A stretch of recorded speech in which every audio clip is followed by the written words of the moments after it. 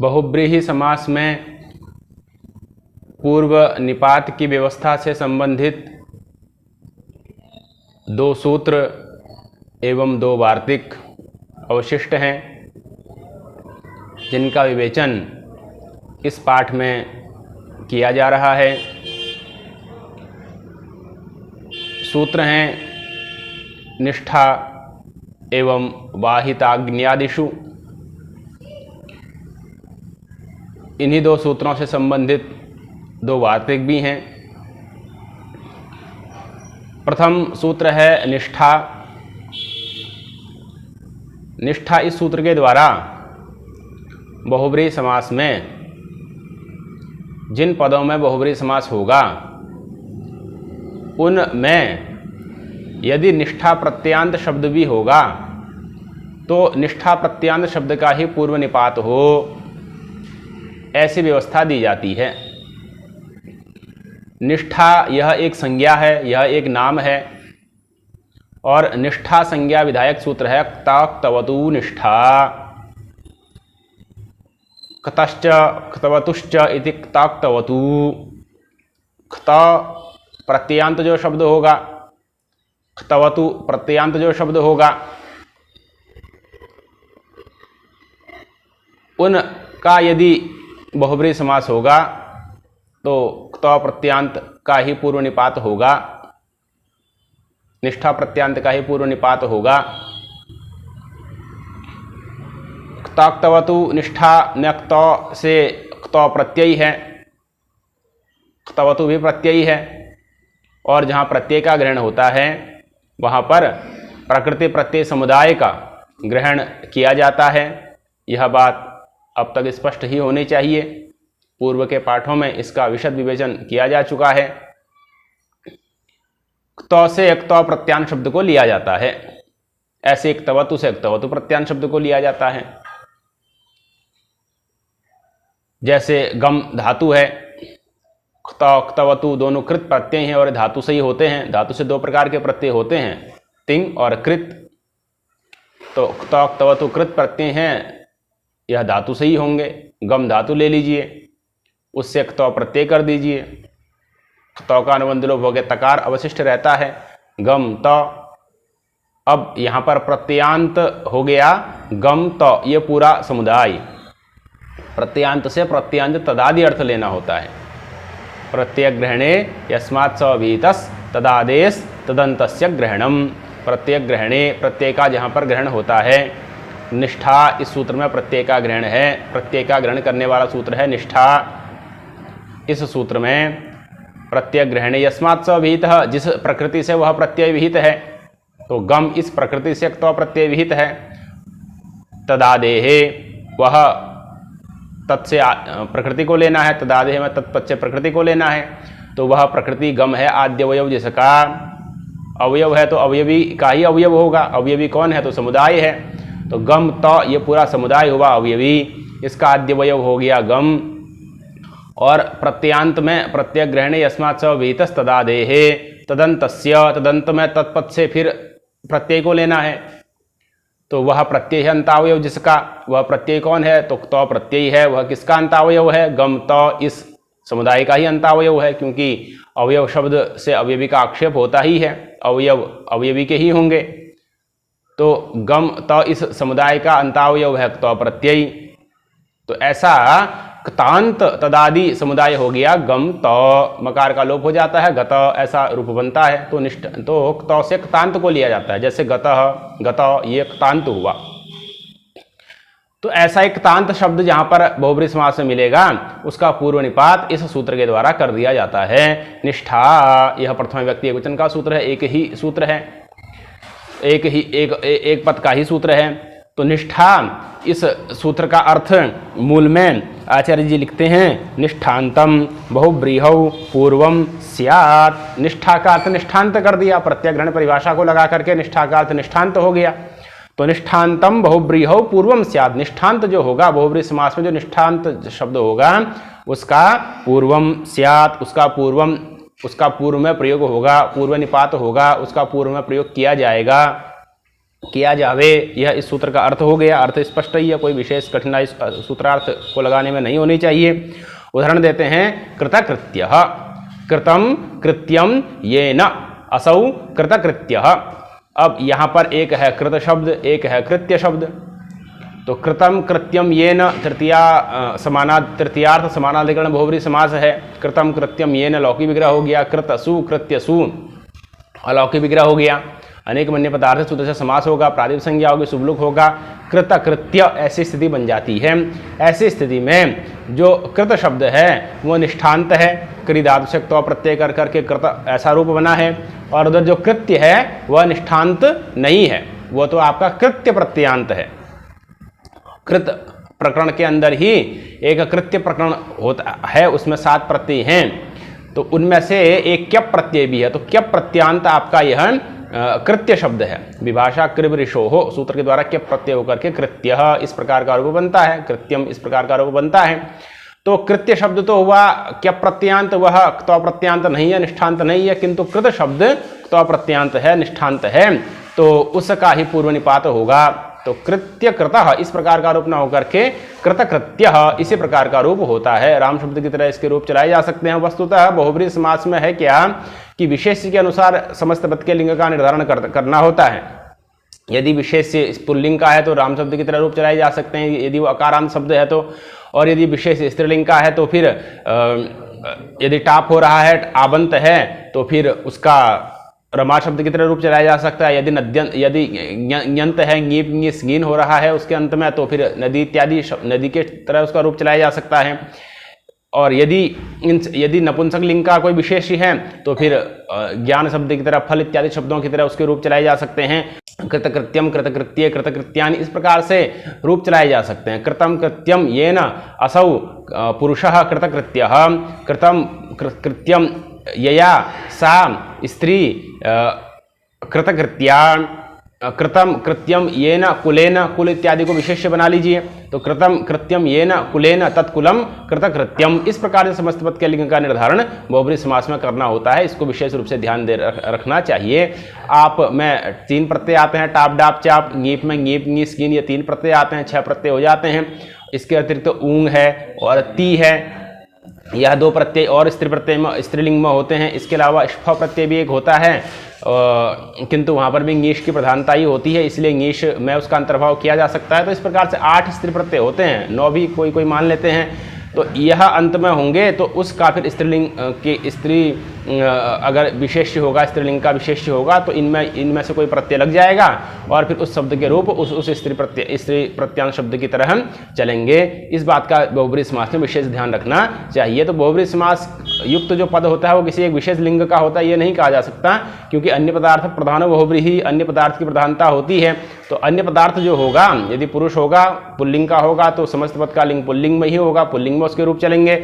यदि अन्य पदार्थ स्त्रीलिंग का होगा तो समस्त पद भी स्त्रीलिंग में ही उसके रूप चलेंगे। अन्य पदार्थ यदि नपुंसक लिंग का होगा, विशेष यदि नपुंसक लिंग का होगा तो उसके रूप भी फिर नपुंसक लिंग वाला जो शब्द होगा उसके अनुसार ही उसके रूप चलेंगे। श्वेतांबर शब्द को लिया जा सकता है, श्वेतम अंबरम यस्य पुरुषस्य असौ पुरुषः श्वेतांबरः। अब श्वेतांबर शब्द के पुल्लिंग की तरह राम शब्द के रूप चलेंगे। श्वेतम अंबरम यस्याः स्त्रियः असौ सा स्त्री श्वेतांबरा। अब यहाँ पर रमा शब्द की तरह श्वेतांबरा शब्द के चलेंगे। श्वेतम अंबरम यस्य कुलस्य तत्कुलम श्वेतांबरम, श्वेत है अंबर जिस कुल का, वह कुल श्वेतांबर हो जाएगा। तो श्वेतांबरः, श्वेतांबरा, श्वेतांबरम इत्यादि रूप इसके चलाए जा सकते हैं। विशेष्य के अनुसार ही रूप चलाने होते हैं। विशेष्य निघ्न ये शब्द होते हैं, विशेष्य के लिंग का अनुसरण करने वाले ही ये शब्द होते हैं। बहुब्री समास में युक्त प्रायः अधिकतम शब्द सब ऐसे ही होते हैं। तो कृतम कृत्यम ये न, इस लौकिक विग्रह में कृतसु कृत्यसु, इस लौकिक विग्रह में अनेक मन्य पदार्थ से समास करते थे। समास शब्द प्रातिपदिक संज्ञा शुभलिंग होकर कृतकृत्य बन गया और इधर कृत का ही पूर्व निपात होगा निष्ठा सूत्र के द्वारा। तो कृतकृत्य, कृतकृत्य से फिर एक दिवसीय न्याय ने प्रातिपदिक संज्ञा स्वाधिकारी होकर के कृतकृत्य इस प्रकार का समस्त निष्पन्न हो जाता है। तो कृतकृत्य यह रूप आपका बन गया। अब इसका एक विशेष वार्तिक के द्वारा नियमन किया जा रहा है निष्ठा सूत्र का। जाति काल सुखादिभ्य परा निष्ठा वाच्य, जाति काल सुखादिभ्य परा निष्ठा वाच्य। जातिवाचक शब्द के बाद में यदि निष्ठांत शब्द आ जाए कालवाचक शब्द के बाद में यदि निष्ठांत शब्द आ जाए, सुखादि गण पठित जो शब्द हैं उनके बाद में यदि निष्ठांत शब्द आ जाए तो फिर वहां पर निष्ठांत का पर में प्रयोग होना चाहिए। परानिष्ठावाच्य पर में निष्ठा प्रत्यांत शब्द का प्रयोग होता है। पूर्व में तो जातिवाचक, कालवाचक या सुखादि जो शब्द हैं उन्हीं का ही पूर्व प्रयोग होता है, सुख शब्द का ही पूर्व प्रयोग होता है, निष्ठांत का पूर्व प्रयोग नहीं होता। जैसे सारंग जगधी, सारंगः जगधः यया, सारंग का अर्थ होता है हिरण, तो हरिण को जिसने खा लिया है ऐसी जो व्याघ्र इत्यादि होगी उसको कहा जाएगा सारंग जगधी। तो सारंगः जगधः, यहाँ पर जगध जो है वह क्त्वा प्रत्यांत शब्द है, तो जगध शब्द निष्ठांत है, इधर सारंग शब्द के बाद में वह आ गया, सारंग शब्द जातिवाचक है, इसीलिए यहाँ पर जातिवाचक से पर में निष्ठांत शब्द आ गया तो उसका फिर पूर्व में प्रयोग नहीं होगा, निष्ठा सूत्र का बाद होकर के यहाँ पर इसका पर में ही प्रयोग होगा जगद का। और अश्वांग पूर्व पदाद्वा इस सूत्र के द्वारा गीश प्रत्यय हो जाता है स्त्रीत्व के द्योतन में, तो सारंग जगधी इस प्रकार का रूप निष्पन्न होता है। नदी शब्द की तरह इसके रूप चलाए जा सकते हैं।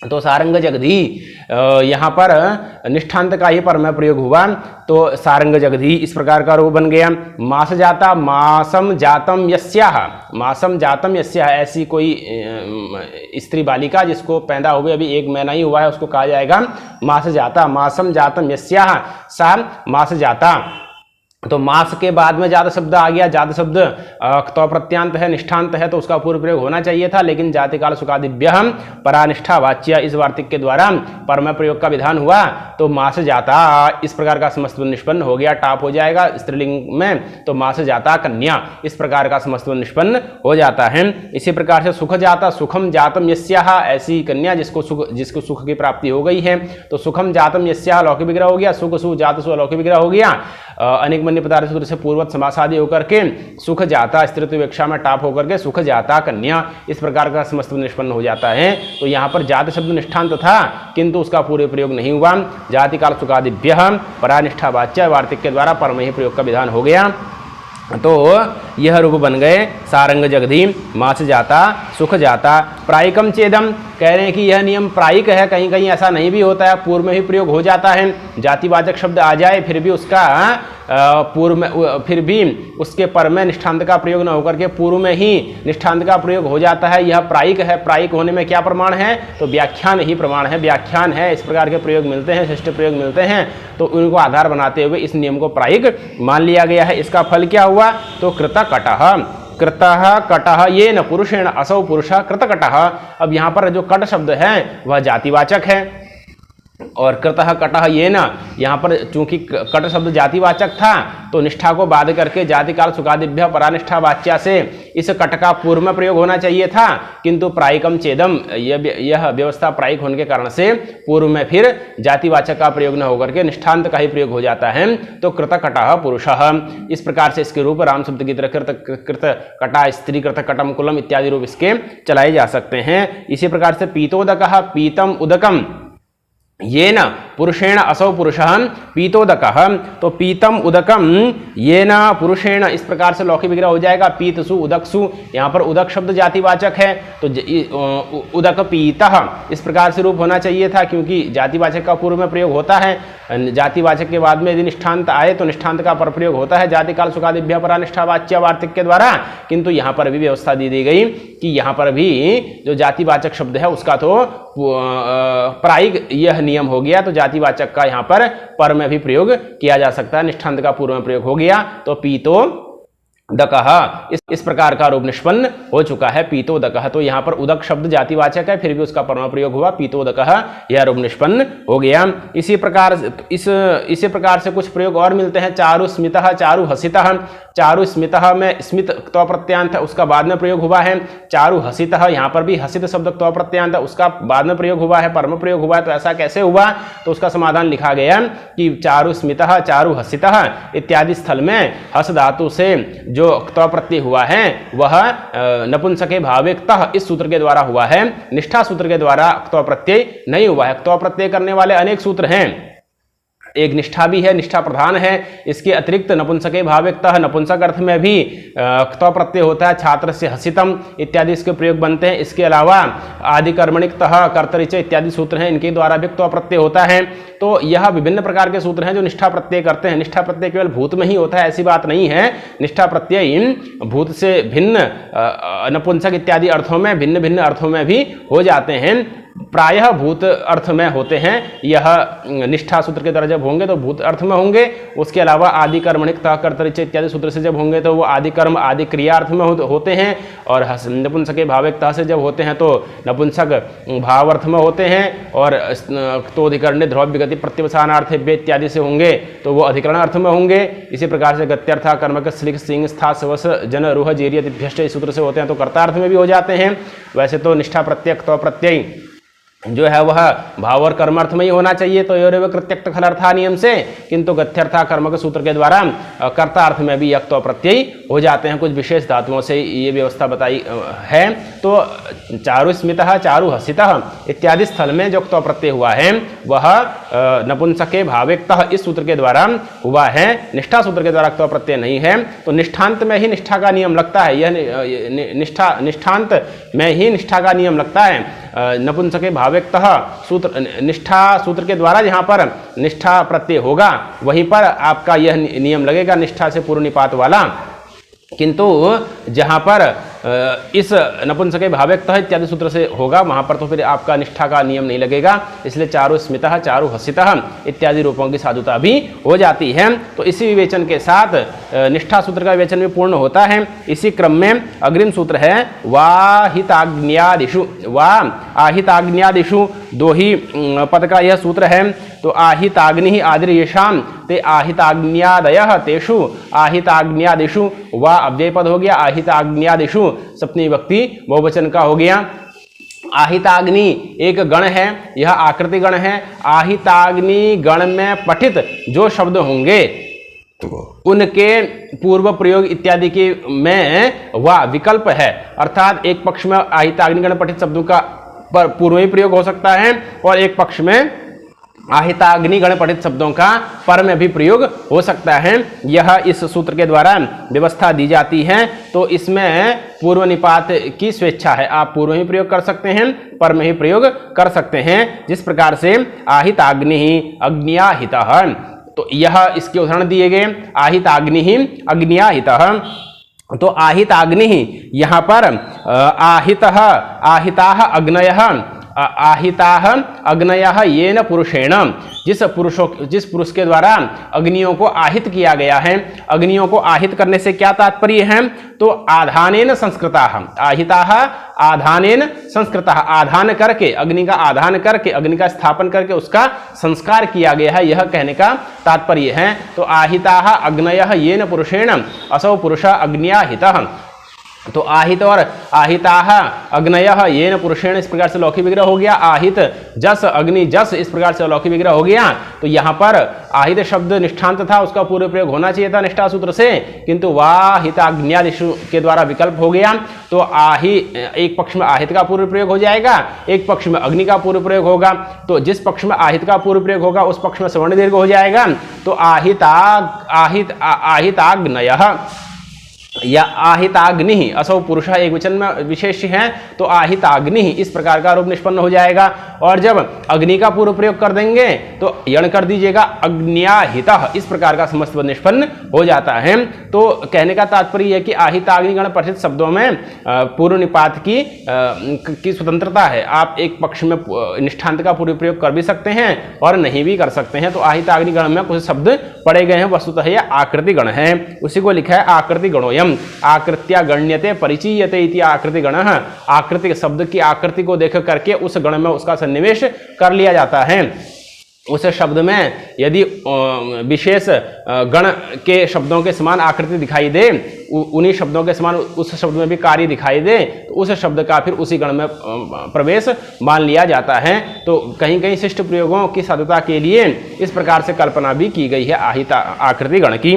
तो आकृति गणोयम, इस प्रकार से आकृति गण मान करके इसको आकृति गण माना गया है। तो जहां पर निष्ठांत का पूर्व प्रयोग होना चाहिए था लेकिन निष्ठांत का पर प्रयोग दिखता है और वहां पर सामान्य व्यवस्था से काम नहीं चल रहा है, जातिकाल सुखा दिव्या परानिष्ठा वाच्य इत्यादि व्यवस्था से, तो उसको भी आहित अग्निगण में मान करके उसका साधुत्व किया जा सकता है, यह कहने का तात्पर्य है। इसी में एक वार्तिक है, प्रहरणार्थेभ्य परानिष्ठा सप्तम्यौ, कि प्रहरणार्थ, प्रहरण अर्थ के वाचक जो होंगे, आयुध अर्थ के वाचक होंगे, शस्त्र इत्यादि के वाचक जो शब्द होंगे उनके बाद में परे निष्ठा सप्तम्य, उसके बाद में निष्ठांत का पर प्रयोग होता है और सप्तम्यंत का भी पर प्रयोग होता है। तो इस प्रकार से सप्तमी विशेषण बहुब्रीहव और निष्ठा इन दो सूत्रों का यह अपवाद बन जाता है।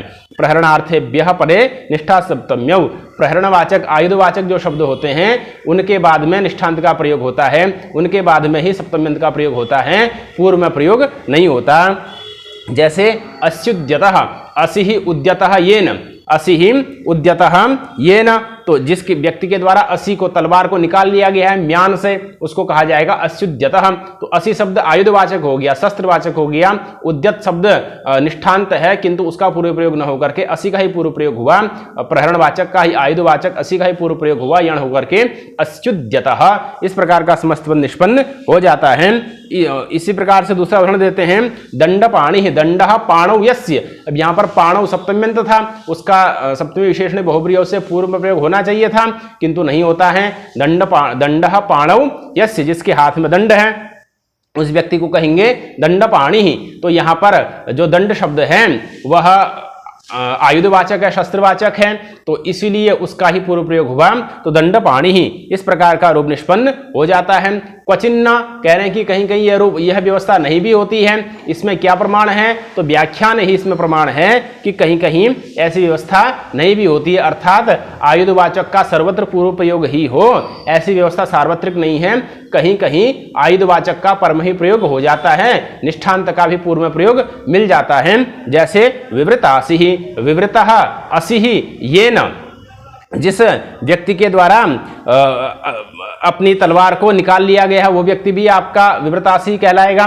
तो विवृतः असि ही येन, यहाँ पर विवृतः तो प्रत्यांत है, निष्ठांत है, असि शब्द आयुधवाचक है, तो असि को पूर्व में प्रयोग होना चाहिए था, असि विवृतः इत्यादि रूप होना चाहिए था, किंतु क्वचिन न शिष्ट प्रयोगों में विवृतासी प्रयोग मिलता है, इसीलिए यहाँ पर इस का बाध कर दिया जाता है प्रहरणार्थेभ्यः परे निष्ठा सप्तम्य वार्तिक का, और विपरीत हो जाता है तो विवृत इस निष्ठांत का ही पूर्व प्रयोग हो जाता है। विवृतः असि ही येन, विवृत सु असि सु, इस अलौकिक विग्रह में अनेक मन्य पदार्थ सूत्र से तृतीयार्थ समानाधिकरण बहुब्रीहि समास होकर के विवृतासि ही सवर्ण दीर्घ होकर के विवृतासि ही, इस विवृतासि बनेगा। एक देशी प्रकृति न्याय ने फिर प्रातिपदिक संज्ञा स्वाधिकारी होकर के विवृतासि ही।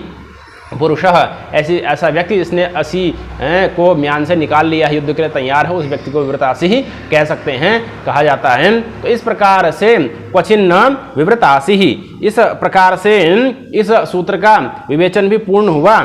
सप्तमी वाहिताग्न्या दिशु, तो इस प्रकार से इसी विवेचन के साथ बहुब्रीहि समास का जो विवेचन है वह भी पूर्ण होता है। अब अग्रिम पाठों के माध्यम से द्वंद्व समास पर चर्चा की जाएगी।